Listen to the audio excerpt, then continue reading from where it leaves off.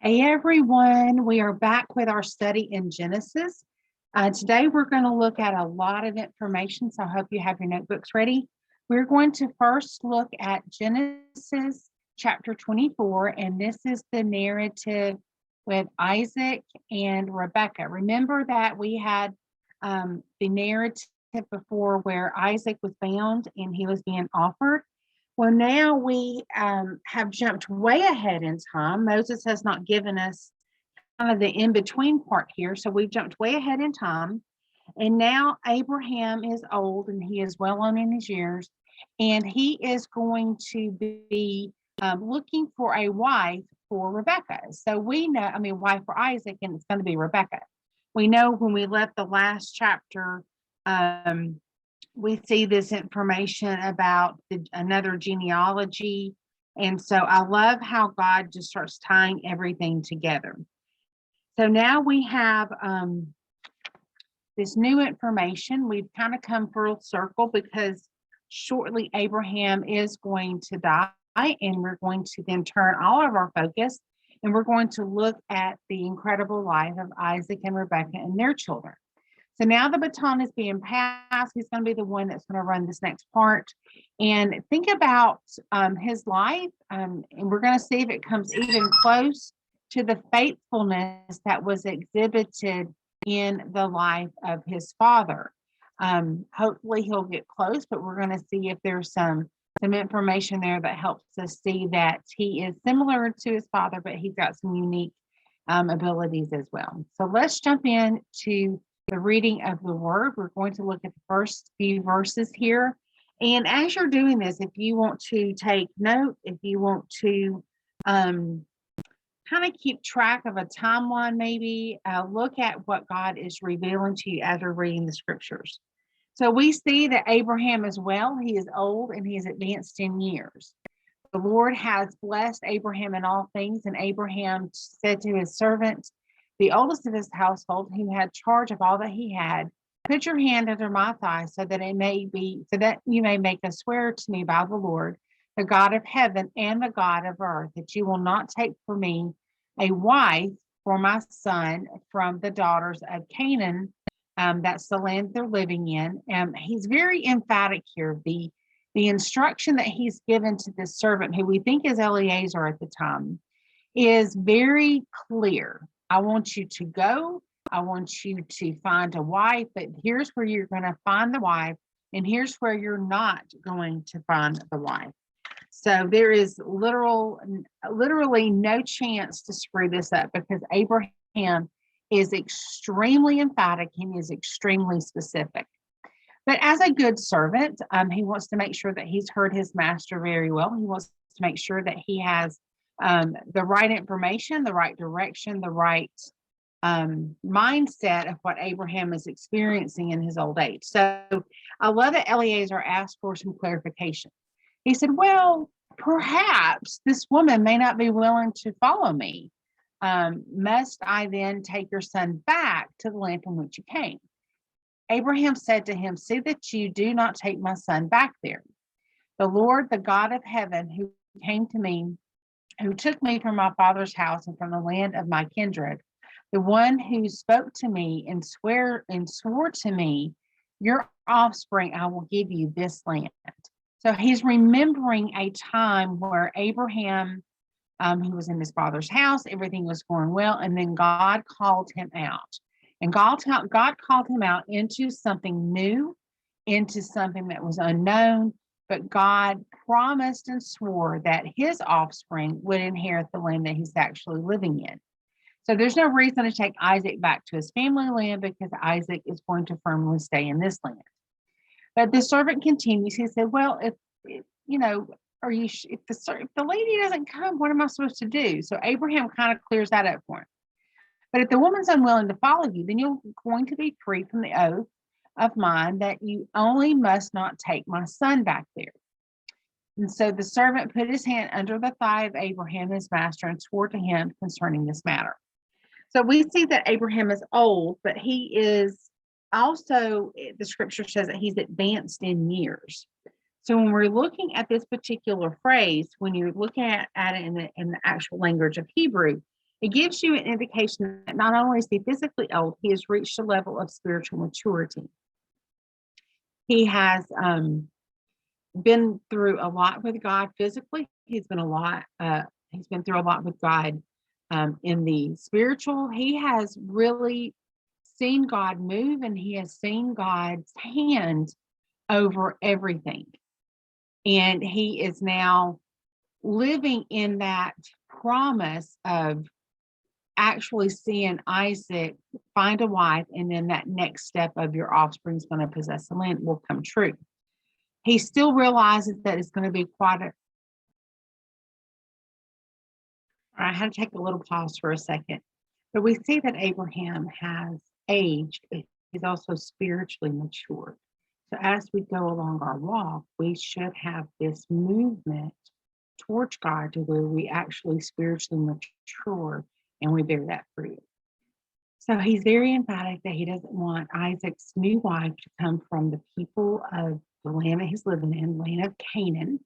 Because remember the prophecy that the sin of the Amorites has not yet become full.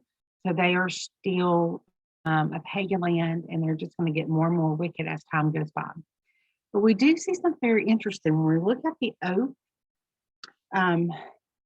Let's go down to, verses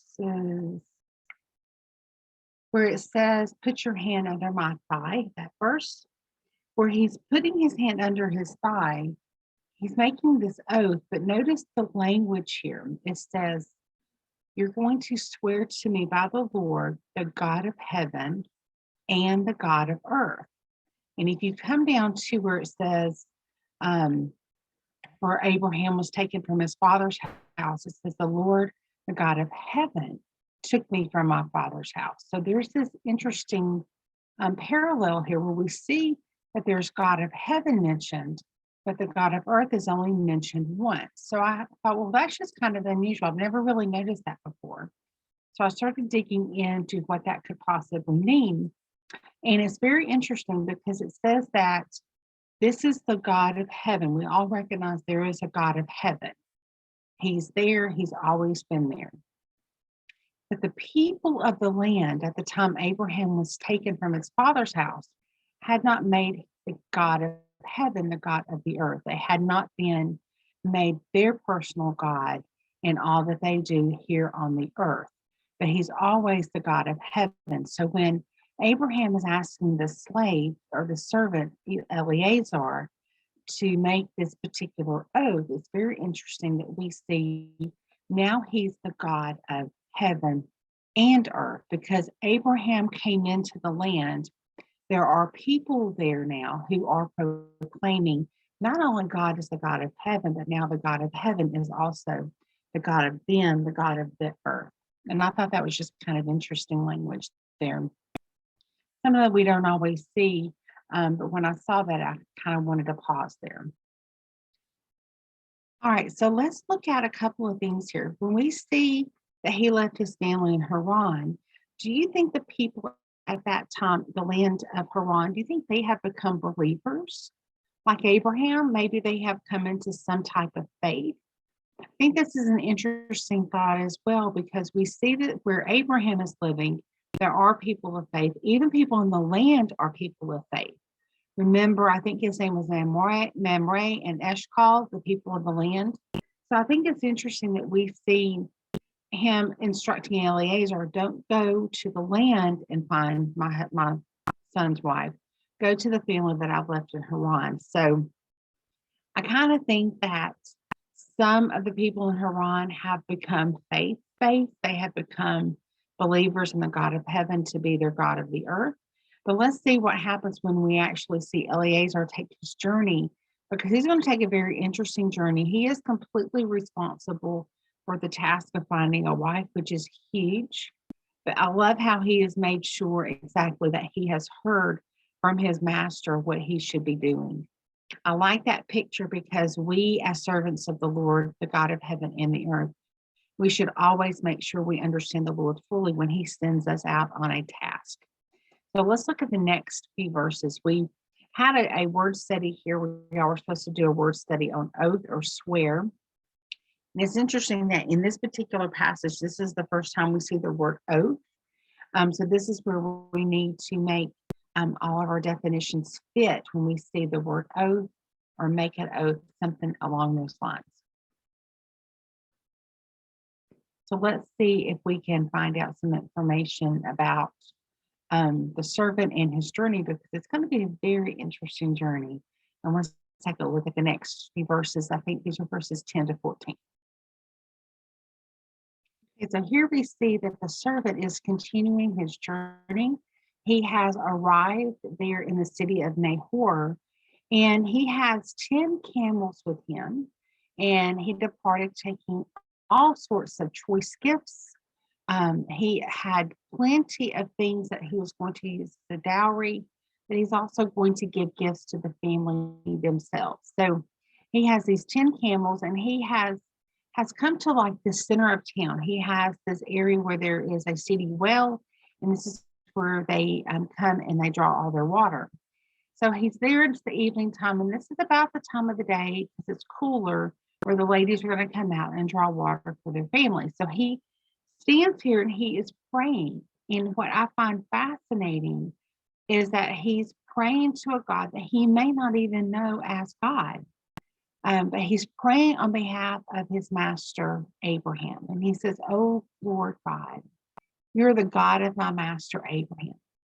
Please grant me success today and show steadfast love to my master, Abraham. Behold, I'm standing by the spring of water. The daughters of the men of the city are coming out to water. Let the young woman to whom I say, please let down your jar that I may drink. And who shall say, drink, and I will water your camels? Let her be the one whom you have appointed for your servant Isaac. By this thou shalt know that you have shown steadfast love to my master." He's praying a prayer to a God that he probably doesn't believe in, that he believes in his servant's heart. He believes that Abraham has sent him on a good journey, a journey of righteousness. And so he prays a prayer that reflects that. He realizes that Abraham, this is his God, and God has always been faithful to Abraham because Abraham has served faithfully. And so he, by extension, is also putting belief in that God is going to continue to be faithful to Abraham, and he is going to provide this wife that he has been charged with locating and bringing back home. So he's very specific. Notice he says, "You're the God of my master. You have shown love to Abraham before." And so what he's actually saying is that I know you have acted on Abraham's behalf before, and basically I'm expecting you to continue your steadfast love to him because you do love him. He's very specific. He tells him where he's standing. He says, this is where women come out. So if this happens, I want this to happen. If this happens, I want this to happen. And he's basically trusting in that God is going to fulfill this particular oath. One of your word studies was the word water or drink of water. This is Ma'im. This is the waters of the earth. Remember, the waters of heaven are the Hasha Ma'im. And I love how we see water always in scripture, and it gives us a great picture of the Spirit and also Messiah as he is our living water. And so just on time, the Lord brings this woman into this area to fill her jar. So she shows up, she starts filling her jars. And this is the lady, her name is Rebekah. She's born to Bethuel, who is the son of Milcah, the wife of Nahor, Abraham's brother. So she comes out, she's got a jar on her shoulder, and she is there to do her daily job. She is the one who is drawing water. And the young woman is very attractive, and she's a maiden who is a virgin. And so she comes down and she fills her jar, and she's basically just doing her regular routine, right? And so the servant comes up and he says, "Give me a little water from your jar." And she said, "Drink, my lord." And she quickly sits down the jar that was on her shoulder in her hand. And so she gives him something to drink. And as he's finishing his drink, she also says, "I will draw water for your camels until they have finished drinking." And so she quickly emptied the jars into the trough, and she ran again, and she continues to draw water until all of the camels have had their fill. And the man gazed in silence to learn whether this is the one that the Lord has brought, and this is where God is going to prosper him or not. So he's patient. So now it's God's turn, right? God's going to have to reveal whether or not this is the right woman. So verses 22 to 28. So when the camels had finished drinking, the man took the gold ring, weighing about half a shekel, and 2 bracelets on her arms. And she is going to basically be betrothed. She is the one that God has chosen. This is where Eleazar recognizes that she is the one. And so she says, please tell me whose daughter you are. Is there room in your father's house for us to spend the night? Because you know, he did not come on this journey alone. He has lots of people and lots of things with him. And she said, well, I am the daughter of Bethuel, the son of Milcah, who she bore to Nahor. And at this point, I just think that Eleazar just lit up with joy because the Lord has favored his journey and has made him successful. She says, there's plenty of straw, plenty of fodder, and there's lots of room for you to spend the night. So the man bowed his head and he worshiped the Lord. And like I said, I'm not sure if Eleazar actually believed in the one true God or if he was still in a little bit of paganism. But here he worships God because he knows that the Lord loves Abraham and has been faithful to him yet again. His prayer is, blessed be the Lord, the God of my master Abraham, who has not forsaken his steadfast love and his faithfulness towards my master. As for me, the Lord has led me in a way to the house of my master's kinsman. Not only did he get to the right city, he got to the right family. And Eleazar is recognizing that. And so then the young woman ran and she told her household, the mother's household, all of the things that has transpired. I love that she goes to her mama. I think there's something special about mamas and they understand daughters. And so she reveals all of this marvelousness to them. And then we see an introduction here of a new person. We're going to be introduced to a brother named Laban. And I'm not going to read all of these verses between 29 and 49. Most of them are going to be a retelling from Eleazar. But I want us to look to see the kind of character that Laban is going to have, okay? So we're going to be in verse 29. And I want us to kind of look and see whether or not these people believe in the one true God. So we have Rebekah, her brother Laban. Laban runs to meet them, right? I think that's very interesting.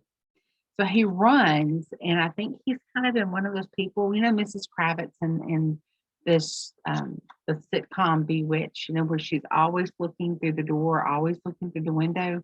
I kind of get the impression Laban was like that.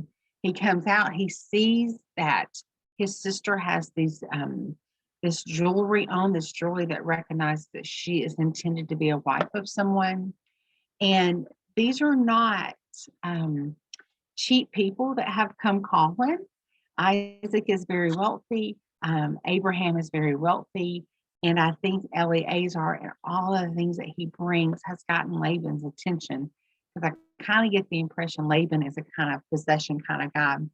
And so he comes and he says, come, be blessed, O of the Lord.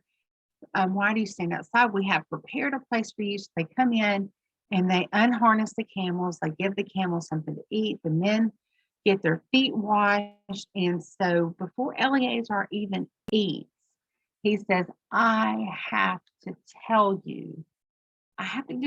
you all of the things that the Lord has done on my journey. So it's very interesting when we see that Laban, it says, I have prepared the house for you. I think they understand that Abraham has been successful and he does believe in this one true God. When I looked up that phrase in some resources, the basic understanding of he goes to prepare the house is that he removes idols from the house. I have cleaned the house. I have cleared the house. And so this is an indication that maybe Laban is not the best of character, but he may have also been in idolatry. I thought that was very interesting. And we're going to see Laban much later where he's looking for idols that were in his house that were stolen when we get to the narrative of Rachel and Jacob. So kind of keep that in the back of your bonnet. So we see that Eleazar is going to great detail in retelling exactly what has happened.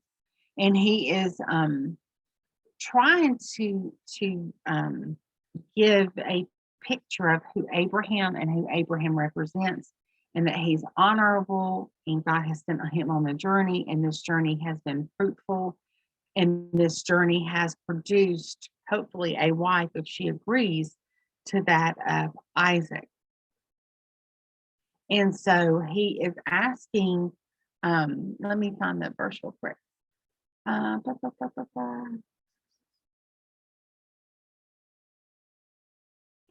He's wanting to make sure that Rebekah's household is aware of what God has done. And so he goes through this long narrative. He's asking if he can take Rebekah, or should he look for someone else, because he is wanting to make sure that this is the absolute one. So the very last verse, it says, "Now then, if you're going to show steadfast love and faithfulness to my master, your kinsman Abraham, tell me, and if not, tell me, because I need to know, should I turn to the right or should I turn to the left?" And what that is indicating is that should he turn to the family of Lot for an heir, a wife, basically, to marry the heir, or should I turn to the family of Ishmael? And so we see that God is continuing to work and reveal that Rebekah is the one. So when we jump down to verse 50 to 61, I love how straightforward Eleazar has been. But now we see Bethuel and Laban answer. If you notice that first verse of 50, it says, "Then Laban and Bethuel answered." Notice it is Laban first and Bethuel second. That could mean a couple of different things. It could mean that maybe Bethuel is not in the greatest of health and the greatest of mind, and Laban is taking on the role of father. Or it could be that maybe Laban has taken over the family household duties as leader, just because he's kind of like a usurper. He's usurping the authority of his own father. In any instance, Laban is a very strong character. We're going to see him later on as he interacts with Jacob. So he says, "This thing has come from the Lord, and we can't speak to whether it's good or bad. It is simply from God." And so before you take her, they want to kind of have a little bit extra time with her, right? They want to have some family time. So Abraham's servant, he brings out all of this stuff, brings out all of these gifts, brings out all of these delicacies, all of these fruits, all of these beautiful things, all these beautiful gifts. And they eat, they have a nice night. And so in the morning, the brother and the mother said, "Let the woman remain with us for a little while. We want to have some more time with her. And wait about 10 days and we'll just let her go then." Eleazar says, "No, don't delay me. You know the Lord has ordained this. You know the Lord is doing this. And so you need to kind of get on board and let's get moving, right?" And so Rebekah is asked, "Will you go?" And she says, "Yes, I will go with this man." I think it's interesting from here on out, we really don't see a lot of Bethuel. We don't really see him making any moves, making any decisions. It's just very interesting that we see basically Bethuel is kind of gone and Laban's in charge with the mom. But it's very fascinating when you look at the prophecy that was sung over Rebekah. I don't even think they know what they have said. I think it's one of these divine moments. When they send Rebekah away, they send her away with a nurse and they say, "Blessed be Rebekah, our sister. May you become thousands of tens thousands May your offspring possess the gate of those who hate him. Isn't that beautiful? But if we pop back into Genesis 22, let's go back to Genesis 22. Let's see. I'm going to find Genesis 22. Let's see, that's Genesis 24. Hang on, I got a new Bible and the pages are kind of sticky. Okay, so Genesis 22. Let's do verse 17. And it says that I will surely bless you and greatly increase your offspring, like the stars of heaven, like the sands on the seashore. Isn't that interesting? That is thousands and thousands and tens of thousands there. But it also says your offspring shall inherit the gates of your enemies. So we have a prophecy given in chapter 22 to Abraham about Isaac, and we have the same prophecy given to Rebekah by her family. So we have a double portion here of confirmation that she is the one, they are the one that's going to produce all the offspring. They're not only going to take control of the land, they're going to possess the gates of the enemy. So the enemy is not going to prevail. The women, Rebekah and her young women arose and they rode on camels and they followed the man. Thus the servant took away Rebekah and they went on their way. So here is a beautiful picture now. We have this great narrative. We see that Isaac is going to get his wife, yay. But as we close with this particular chapter, verse 62 to 67, Isaac has now returned from Beer-lahai-roi, and he was dwelling in the Negev. And Isaac went out to meditate in the field towards the evening. He lifted his eyes, and he saw, behold, there were camels coming. Rebekah lifts her eyes, and she saw Isaac. She dismounts from the camel, and she says to the servant, who is this man walking in the field to meet us? And the servant said, it's my master. So she took her veil and she covered herself. The servant told Isaac all that he had done. Then Isaac brought her into the tent of his mother. He took Rebekah and she became his wife, and he loved her. And so Isaac was comforted in the death of his mother. So I want us to look at this phrase, these phrases of field and tent. When we see tent in scripture, it can mean a couple of different things. Typically, it means where you dwell with God. Or let me rephrase that, where God dwells with us, because we cannot possibly dwell with God. God has to make the circumstances to where he can dwell with us. And when we see Isaac, he is meditating in the field. And we've talked a lot about being in the field and how it relates to your character, where you're leaning, your nature, your will, your mind, your intentions. So if we're just wandering in the field, if we're just gazing in the field, walking in the field, living in the field, that is typically a mindset against God. We see on day 6 that the beasts were created first, and they were the beast of the field. When we get to chapter 3 of Genesis, it tells us now the serpent, the snake, was the most cunning beast of the field. So being of the field is not always a good thing. Where did Cain and Abel have their argument, and Cain rose up and killed Abel? It was in the field. So when we see Isaac meditating in the field, he's meditating on God in the field. He's meditating towards that nature that he is trying to keep under control by living in the field, but he's meditating on God. His eyes, his heart, his will, his intention, his power, his might, everything is geared towards meditating to God. So when he lifts his eyes up, he does see that the one that has been chosen is coming. And then when Rebekah lifts her eyes, we see that the one that has been chosen for her is coming. So I love this imagery. So I want us to kind of think about a couple of different things.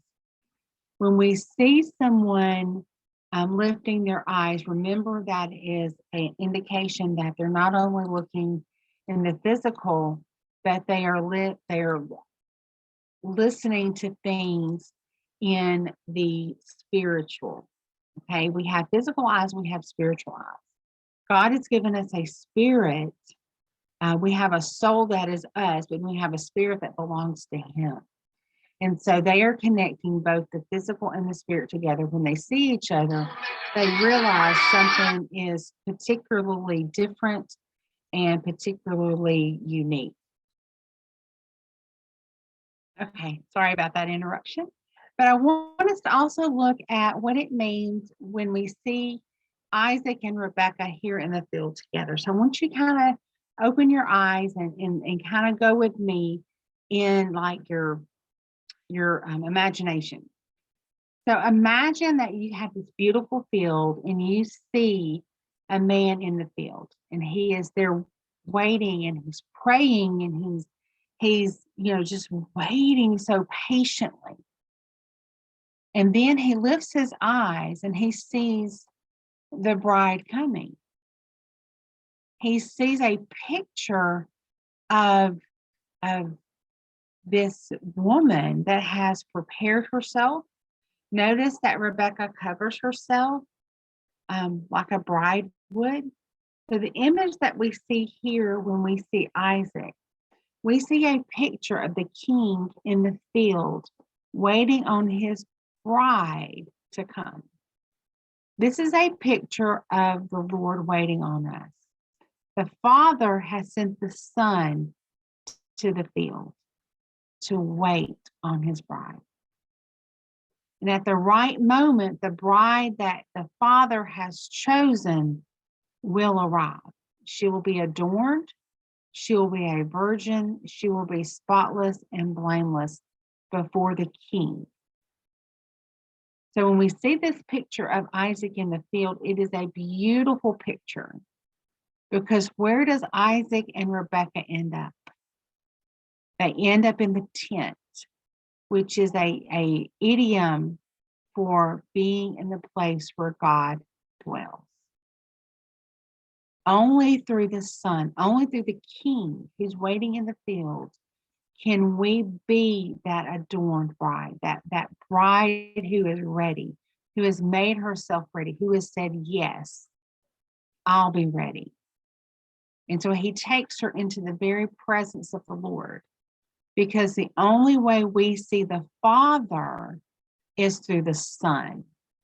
And this is a beautiful picture of what is happening here with Isaac in the field, and he's praying, he's meditating, he's waiting on his bride. He knows she's coming. He doesn't know exactly the exact moment, but he's aware of the season. So he has been ready because he understands the seasons and the times for us to be ready and to be waiting on our King to reveal himself. So I just love that picture. We're going to jump in and we're going to look at the next lesson. We're going to kind of combine these two lessons, and it's going to be descendants. We have brothers and nations now that are being called and being born, which I absolutely love the picture here.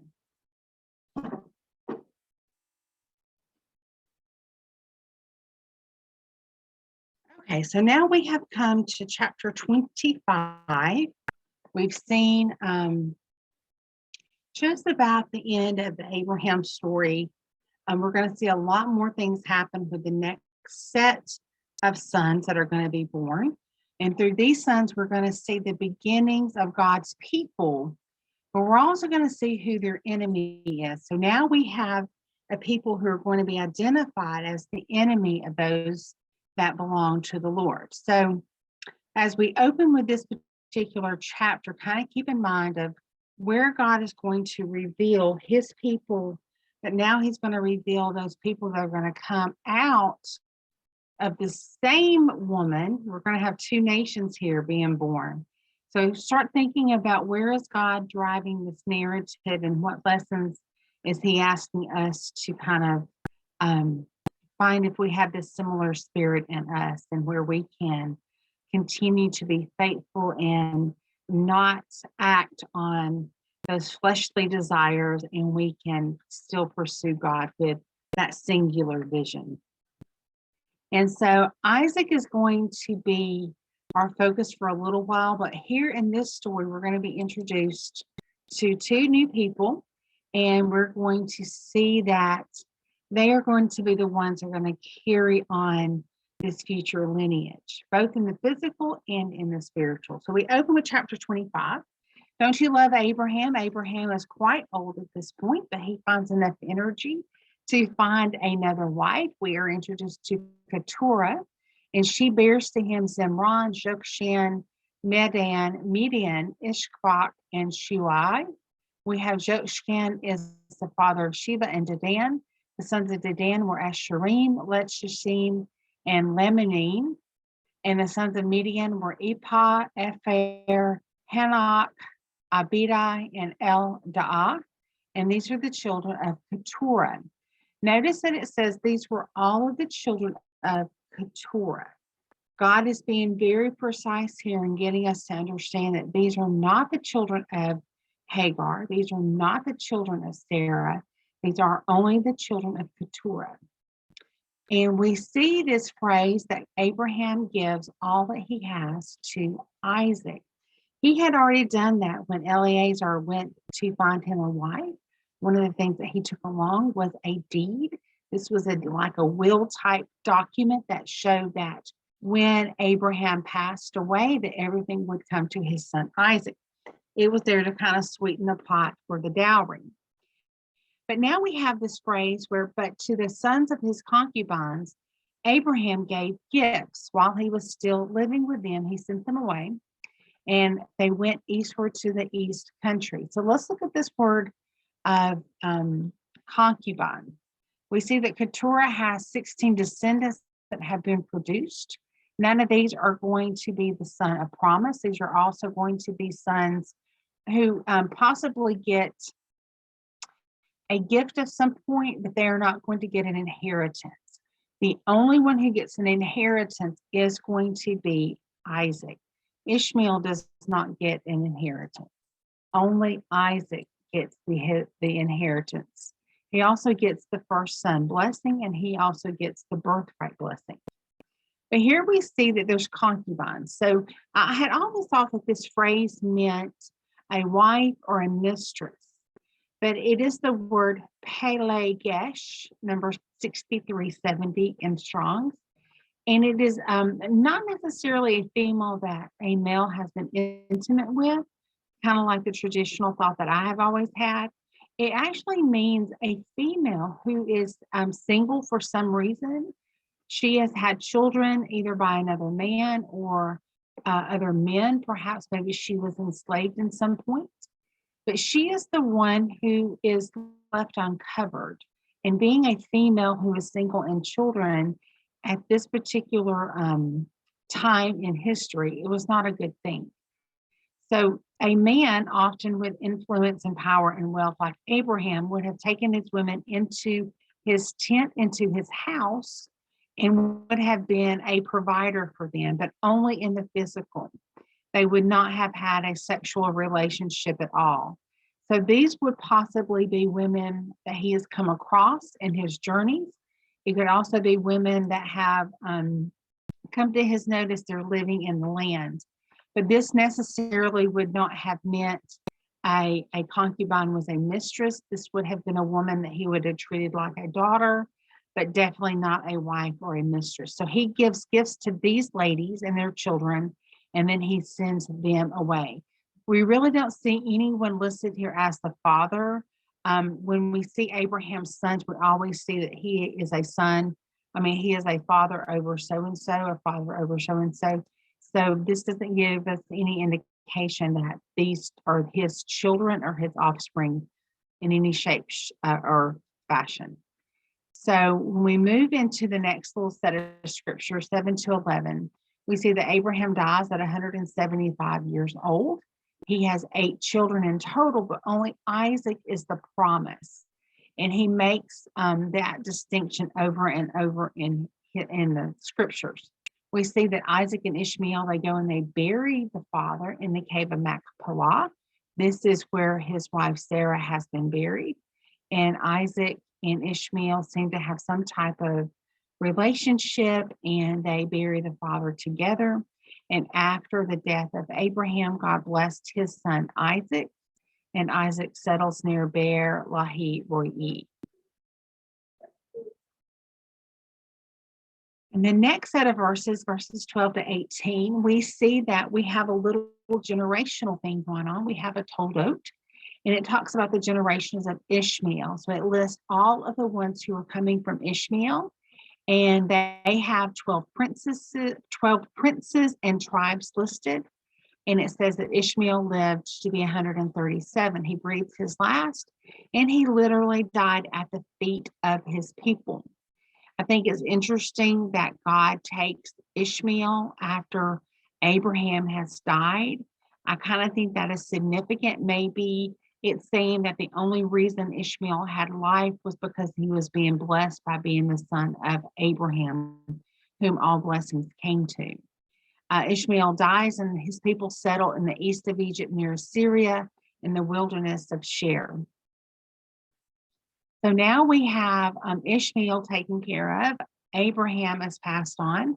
And so now we're going to get the same narrative about Isaac's people. So Isaac has a little generational Toldot here. The generations of Isaac, we have Abraham's son, Abraham's father Isaac, and Isaac was 40 years when he took Rebekah, the daughter of Bethuel, the Aramean, and of Padan Aram, and he is the sister of Laban Aramean to be his wife. So he takes Rebekah to be the wife. I find that we have this number 40, and 40, we have seen 40 a few times. So when you see 40, I want you to put in the thinking caps and think, what is being transitioned here with the number 40? 40 is a number that means transition. So when we see it, something is going to transition, something is going to happen. So be aware of what that transition is going to look like. Isaac prayed to the Lord. I love this verse. It says, Isaac prayed to the Lord for his wife because she was barren. And the Lord granted his prayer, and Rebekah, his wife, conceived. This means that he not only prays, he pleads, almost in a court of law type connotation. When you look at the language in Hebrew about praying in this manner, he is intensely pleading before the Lord, but it is in the presence of Rebekah. Kind of picture in your mind that you have Isaac on one side, Rebekah on the opposite side, and he is interceding for Rebekah. He is praying earnestly.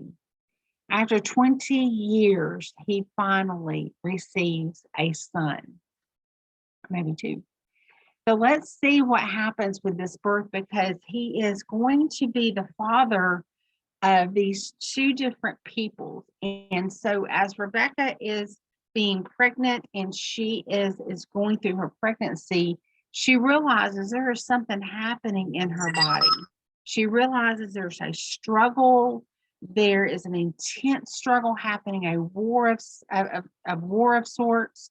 And so she comes before the Lord and she says, what is going on? What is happening to me? What's going on? And the Lord said to her, 2 nations are in your womb. 2 peoples will come from you. They will be divided. One will be stronger. One will not be as strong. One will be older, and the olders are going to serve the younger. So it has this very interesting language of prophecy in that the older is not going to be the one with the blessing. It's the younger. And I think Rebekah really connected to God here. I think she completely understood what the Lord was saying. I think that she understood that these are going to be 2 different peoples, 2 different nations. And if one is going to be stronger than the other, then we can assume that one is going to be in authority over the other one. One is going to be blessed more than the other one, and it's going to be a terrible situation in the family that is getting ready to happen in the physical, because it's going to bring strife. It's going to bring just contention, but in the spiritual, it's all going to work out the way God has ordained it. So let's look at the next few verses, 24 to 28. Before we jump into these, I want us to go back into Genesis chapter 1 and Genesis chapter 2 and ask ourselves a question. Who was created on the sixth day? And what order is that creation on the sixth day? So I want us to keep this in mind as we read, because there's two peoples and nations in her womb, okay? So we're going to have twins, so we know there's going to be two there. But what happens on the sixth day? Two things were created on the sixth day. We have the beast, and then we have man. Beast was created first, and he lived in the field. He had a soul, but he did not have the neshama, the spirit of the Lord breathed into him that brought him life. Man was also created on the sixth day. He is the second thing created. So he was created in the reflection of God with the breath of God. So we have a beast that was created that lives in the field. He's the picture that's going to walk contrary to the Lord. We have man who was supposed to walk in the image of God, because that's who he was created after. They each have a soul, but one has a spirit, and that is man. Man is supposed to rule over the firstborn beast with the spirit of God, to where that is where he is walking. He is not walking in the flesh. He is walking in the spirit towards God. So when we see that her days were accomplished, she has these two children. The twins come forth. The first, the older, is red and hairy. He has like a hair on him that looks like a cloak. They call his name Esau. Afterward, his brother came out. And when his brother comes out, he's not hairy, but he's holding onto the heel of Esau. So his name was called Jacob. Isaac was 60 years old when she bore them. When the boys grew up, Esau was a skillful hunter. He was a man of the field, while Jacob was a quiet man dwelling in the tent. Isaac loved Esau because of the game that he ate, but Rebekah loved Jacob, period. So let's kind of unpack this little narrative. So we have two nations coming forth. One is going to resemble a beast. He's going to resemble the animal. It's going to tell us that he lives in the field. He is a skillful hunter. Now, this is the third time that we have seen hunter. We have seen Nimrod as a hunter. We have seen Ishmael as a hunter with a bow. And now we have a third one being described as a hunter in the field. So we see Isaac having two nations being born. One is going to resemble the beast in the field, and the other one is going to be Jacob, and he's going to represent this spirit that we are to reflect in our physical bodies, because we are made in the image of God. We have his very spirit, so we should be the one dwelling in the tent. When you see the phrase dwelling in the tent, you're going to immediately think this is where God dwells. So if Rebekah loves Jacob because he's dwelling in the tents, that kind of clues me in that Rebekah is also spiritually minded.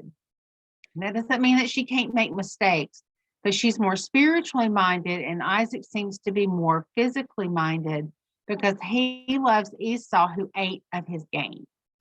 He loved what Esau could bring back and provide for him. Jacob was content in dwelling in the presence of the Lord. Esau is not. Esau is that beast nature that is not going to enjoy dwelling in the tents. He's going to be too rebellious. So kind of keep this in the back of your head. One thing I do want to talk about is when we get to the name of Jacob. Jacob's name does not mean supplanter or deceiver. His name means healed. If you look at the Hebrew that's on the screen, we have the yod, we have this little Y-shaped character, okay? That's going to give us an indication of what his name is meaning. So if you look at the name Jacob, the yod, right? We see that. We see the little Y. We see the funny looking P. That's the coat. And then we see the V or the B at the end, which is the bait. So we see this word Yaakov, Y-A. That's the little Y there. That's an I-N. So it's going to give us an A sound. So we have Yaakov and we have heal. The names are very, very similar. And I want us to kind of keep this in mind as we read the rest of our narrative. We are Keith, and we have Yaakov.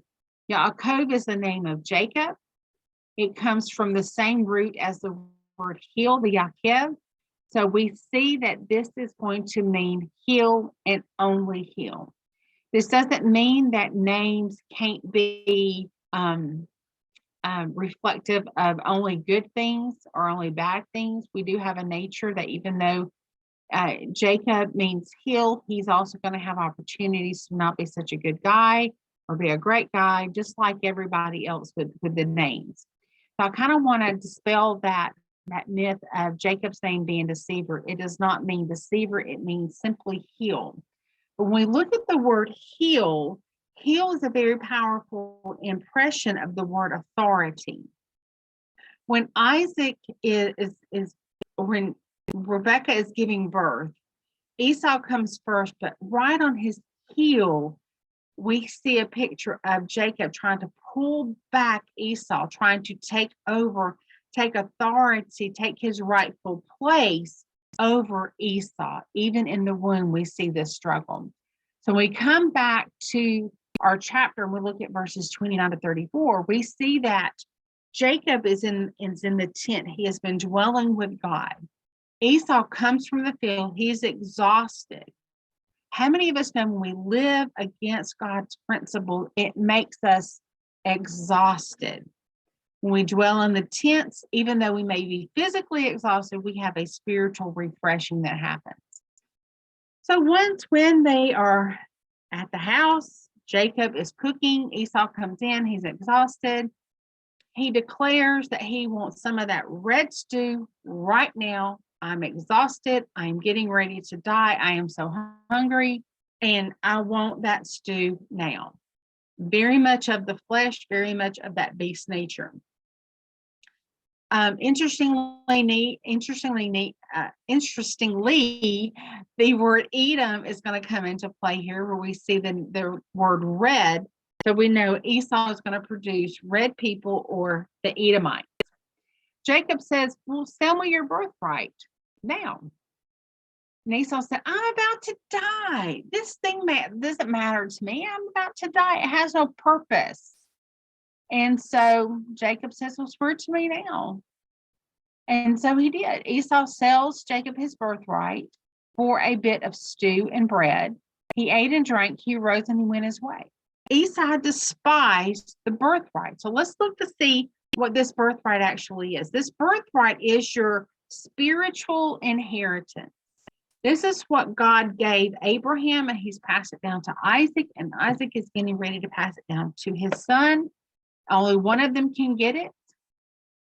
But Esau, as the older, should have been the recipient, but he decides to sell it because he has no use. He has no respect for the heritage that Abraham has left. He has no respect for God. He has no use for God in his ways. Jacob presses him, and Esau says, yes, I'll sell it. I'm dying. How many of us have said that, oh, I'm dying. I'm so hungry. I'm so famished. I'm dying. You're not really dying. You just want what you want when you want it. That's Esau here.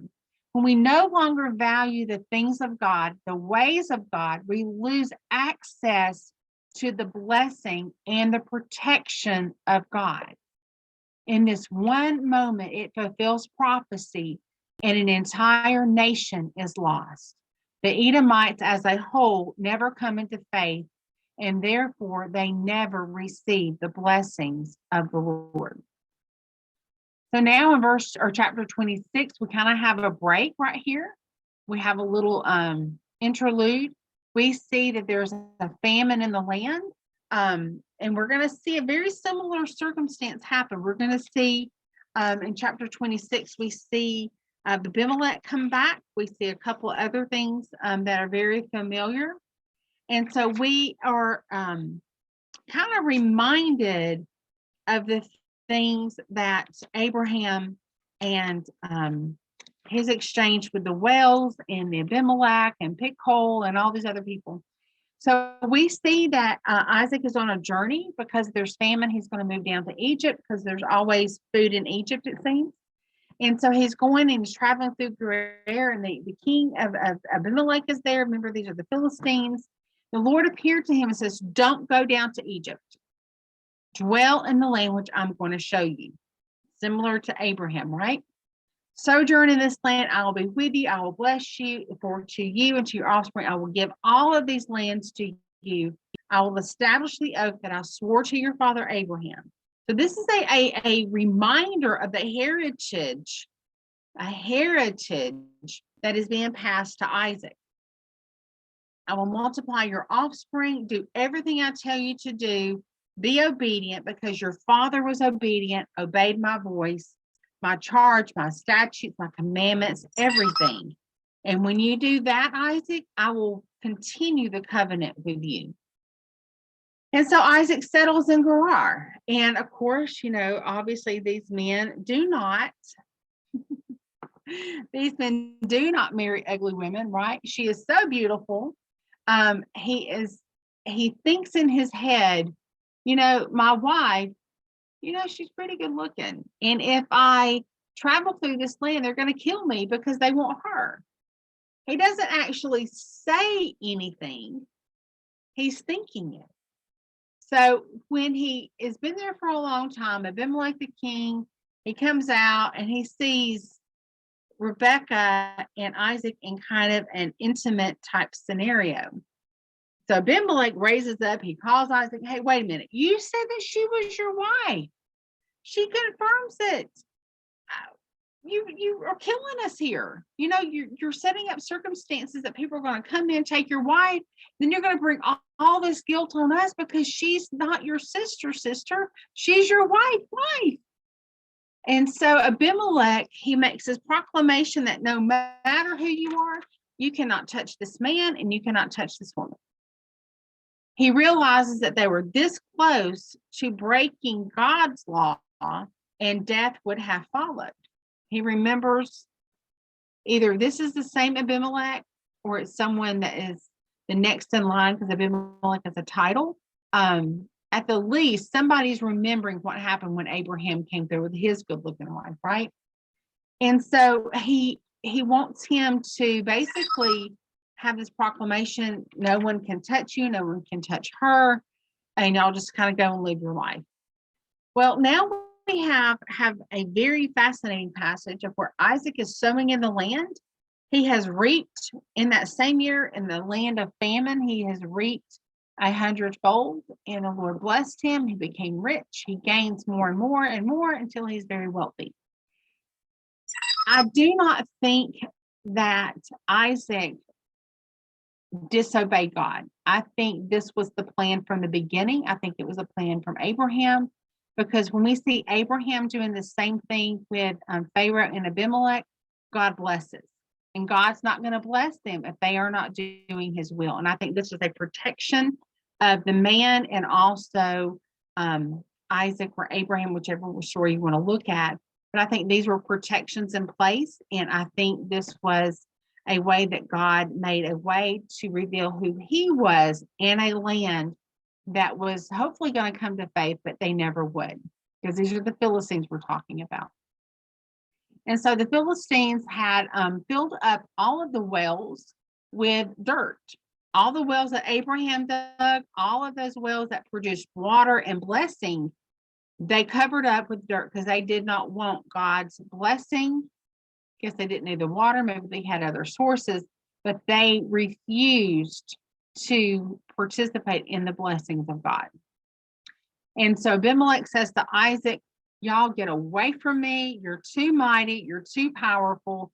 We can't live in the same land, right? There's just too much. And so Isaac departs. He encamps in the valley of Gerar. And here he's going to dig a well, and they're going to take it from him. They're going to dig a well. They're going to take it from him. And he does this 3 times. And 2 of the 3 wells are taken by the men. And they're given names that are very similar to the contention and the enmity that the people are putting over into Isaac and his people. There's all this contention, right? So the first well they name Isaac, which means quarrel or contends. They dig another well and they name it Sitnah, which means enmity. He digs a 3rd well, and finally he gets to keep that one. And this name Rehoboth, and it is wide or broad, since no one had issue with him. The Lord continued to bless him and keep him, and he just keeps being blessed because God keeps blessing and directing his life. So the Lord appeared to him that night, and he said, I am the God of I am the God of Abraham, your father.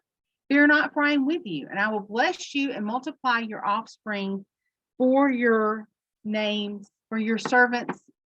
I will multiply your offspring for my servant Abraham's sake. Remember, he has a covenant with Abraham. With Abraham is going to come all of the blessing. He builds an altar. He calls upon the name of the Lord. He pitches a tent so God can continue to dwell with him. And there they dig a well. And Abimelech comes down, and now he wants a covenant with Isaac like he wanted a covenant with Abraham, because he recognizes God has been faithful, God has been good, and he wants a covenant. So Abraham's seed, Isaac's seed, does not have a contention with Abimelech and his people. So they make a feast, they agree to the covenant, they have a great night, they arose, exchanged vows, exchanged oaths rather. Isaac sends them on the way, and the servant comes back and says, hey, we found water here. And so he called that Sheba, and the name of the city to this day is called Beersheba. When Isaac is 40 years old, he takes a wife named Judith from the daughter of Beri the Hittite, and also Basmath, the daughter of Elion the Hittite, and they made life bitter for Isaac and Rebekah. So we have this juxtaposition. God is blessing Isaac because Isaac is pursuing God. God is going to work through Isaac and Jacob as the offspring. Esau is walking contrary to God. We see the number 40. He is making a transition into something completely different and wicked that he is not supposed to transition to. He takes not 1 wife, but 2 wives of the land. I do believe that he recognized that this would basically tick his parents off. And because he went outside the custom and found his own wife and not waited on his parents to find a wife, this brings bitterness and contention back to his mom and his dad. And now their life is bitter. Their life is not happy. Their life is going to be hard, but God is going to be faithful, because in the next lesson, we're going to learn a little bit more about the blessings and whether or not there was actual deceit in the blessings and the birthright and all of that fun stuff. I hope y'all have enjoyed the last couple of lessons. Hope you go and you study and do those word searches, because God is waiting to talk to you. He is doing it through his word, and I hope y'all spend some time with God today. Bye.